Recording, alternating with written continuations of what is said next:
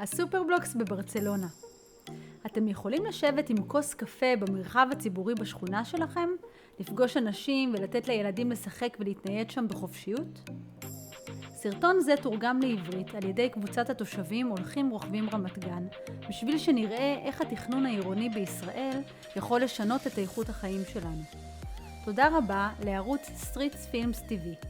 מוזמנים להצטרף אלינו בפייסבוק הולכים רוכבים רמת גן.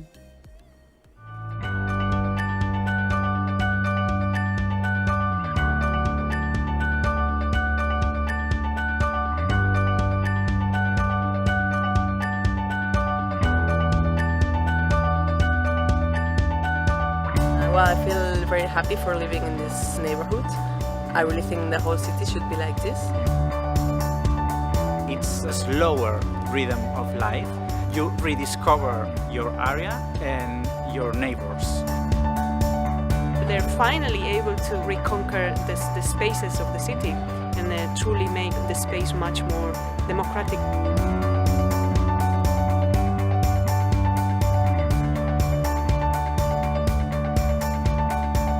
We have detected a number of problems that we had in Barcelona, and we have too much traffic, we have a lack of green spaces. With the Super-Blocks project, we are trying to reclaim back some space that we now using by cars and to put it back to all those streets that are more linked to what pedestrians and people and human scale city needs. It was September of 2016. With public audiences in the street, but when a part of the neighborhood said that this was not a good idea, that's how it was born our association called Col·lectiu Superilla Poblenou, to defend the space and to give ideas to have a more public and good space. It is composed by 9 blocks. It was a proposal that we started with a tactical urbanism. We changed it completely, the layout in which this space was used. Super-blocks are a very clear example of tactical urbanism. You know, they're using short-term and temporary design elements that can be removed, that can be tweaked, but are really testing out this concept of the super-block. Cars are still here and they are welcome, but they must know that this is another part of the city, that each person has the same right to be there.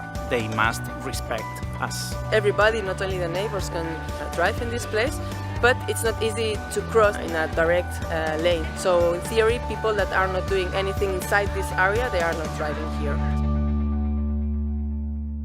What happened in Barcelona is that they chose this place, that it was social housing, all the area in which the first super-block is, and that of course create this safe environment that prevents gentrification. When you make some interventions like this one of improving the public space, one of the bad things of the complaints is that the prices of the housing are going higher. But well, in this case, because we are living in social housing, it's not possible. So it's very important for municipalities that when they make these interventions in the public space, they make sure that the people can continue living there. This kind of space is really inspiring because we are changing the public space for other users. We are not only planning for mobility, we are planning for using the space, meeting people, staying, having sun or playing. First thing that needs to happen is changes in mobility. So this means that we need to change the directions and the through traffic, and you need to take out some of the parking space available.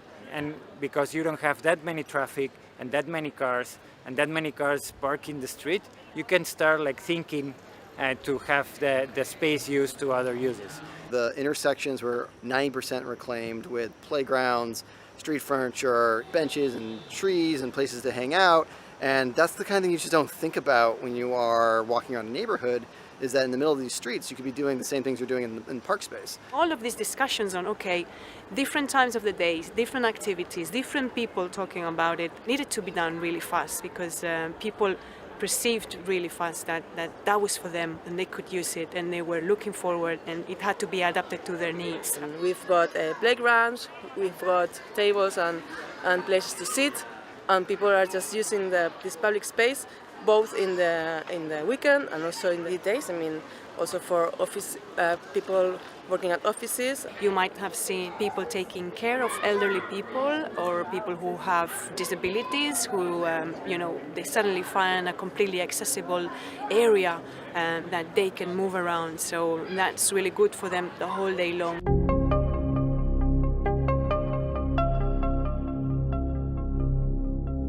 This used to be a street with a really wide space for cars, with really narrow sidewalks, and now we have this pacified space where still cars can go in, but really low speed, and we have some gardens and places for the kids to play and to use just the public space. You can see these pictures.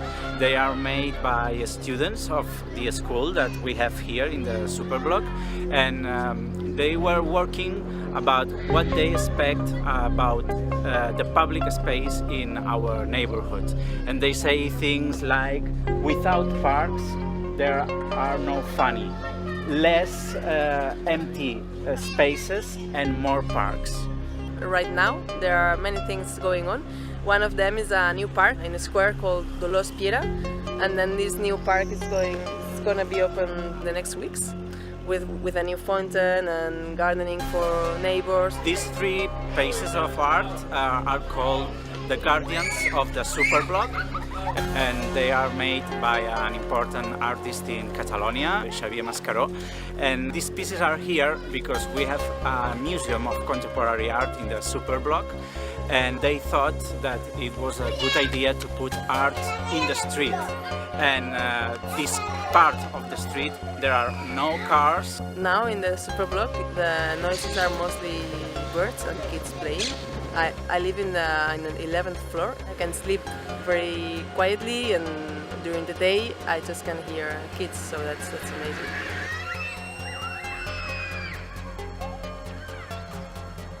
So we have another project that we have just opened, the Super-Blok around the San Antonio market.